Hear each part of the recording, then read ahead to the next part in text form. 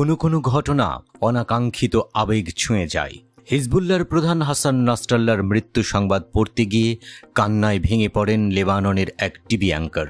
আল মায়াদিনের প্রতিবেদনে বলা হয়েছে, ইসরায়েলি বিমান হামলায় নাসরাল্লাহ নিহত হয়েছেন বলে দাবি করেছে আইডিএফ। এই ঘটনার ভিডিও সামাজিক যোগাযোগ মাধ্যমে ভাইরাল হয়েছে, যেখানে উপস্থাপক নিজেকে নিয়ন্ত্রণ করতে পারছিলেন না এবং তার গলা কাঁপছিল।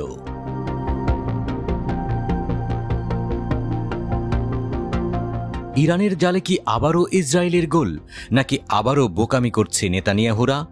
গাজার শাসক দল হামাসের প্রধান নেতা ইসমাইল হানিয়াকে হত্যার কয়েক মাস পর এবার হিজবুল্লাহর মহাসচিব হাসান নাসরাল্লাহকেও হত্যা করল ইসরায়েল। ইসরায়েলের এই হামলার পর মধ্যপ্রাচ্যে যুদ্ধের সমীকরণ বদলে যেতে পারে। বিশ্লেষকদের আশঙ্কা, এক ভয়াবহ যুদ্ধ বেঁধে যেতে পারে ইরান ও ইসরায়েলের মধ্যে।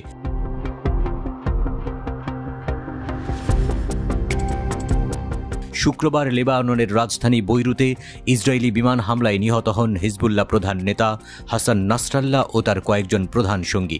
এই হামলায় নাসরাল্লাহর মেয়ে জয়নাব নাসরাল্লাহও নিহত হয়েছেন বলে খবর পাওয়া গেছে। প্রতিরোধ ফ্রন্টের অন্যতম এই নেতার মৃত্যুতে শোকের ছায়া লেবানন, ইয়েমেন, ইরান ও ইরাকে। ইসরায়েল ডিফেন্স ফোর্স দাবি করেছে, বৈরুতে এক হামলায় হাসান নাসরাল্লাহকে হত্যা করা হয়েছে। হিজবুল্লাহ এই তথ্য নিশ্চিত করেছে। নাসরাল্লাহর হত্যাকাণ্ডের পরেও লড়াই চালিয়ে যাওয়ার ঘোষণা দিয়েছে হিজবুল্লাহ।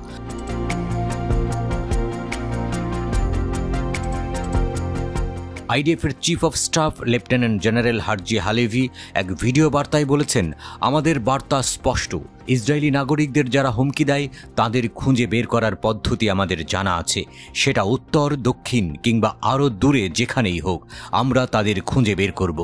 হিজবুল্লাহর বিবৃতিতে বলা হয়, হিজবুল্লাহর সেক্রেটারি জেনারেল হাসান নাসরাল্লাহ সংগঠনটির শহীদ কমরেডদের তালিকায় যোগ দিয়েছেন। তিনি আমাদের ৩০ বছর ধরে নেতৃত্ব দিয়েছেন।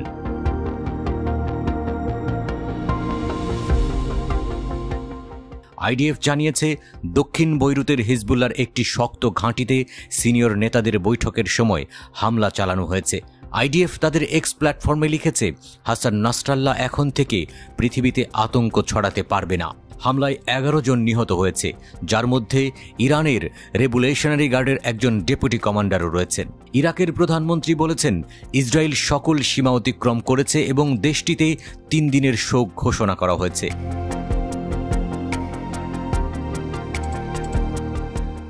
ইরানের পররাষ্ট্র দপ্তরের মুখপাত্র নাসের কানানি হামলাটিকে যুদ্ধাপরাধ বলে উল্লেখ করেছেন এবং ইসরায়েল ও যুক্তরাষ্ট্রকে এর জন্য জবাবদিহির আহ্বান জানিয়েছেন। ইয়েমেনের হুথিরা এ হামলায় শোক প্রকাশ করে বলেছে, এই ঘটনা তাদের সমর্থন আরও জোরালো করবে। সবার নজর এখন ইরানের দিকে। হিজবুল্লাহ নেতাদের লক্ষ্য করে ইসরায়েলের হামলা মধ্যপ্রাচ্যে বড় ধরনের উত্তেজনা সৃষ্টি করছে। বিবিসির নিরাপত্তা বিষয়ক সংবাদদাতা ফ্রাঙ্ক গার্ডনার উল্লেখ করেছেন, ইরান গত কয়েকদিনে নীরব দর্শকের ভূমিকা পালন করছিল, কিন্তু এখন তারা তাদের মিত্রদের একের পর এক ধ্বংস হতে দেখছে।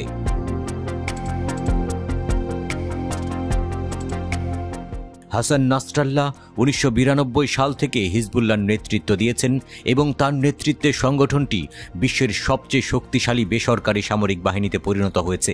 ইরানের রেভলিউশনারি গার্ডের সহযোগিতায় হিজবুল্লাহর কাছে অস্ত্রের বিশাল ভাণ্ডার রয়েছে, যা ভূগর্ভে লুকানো আছে।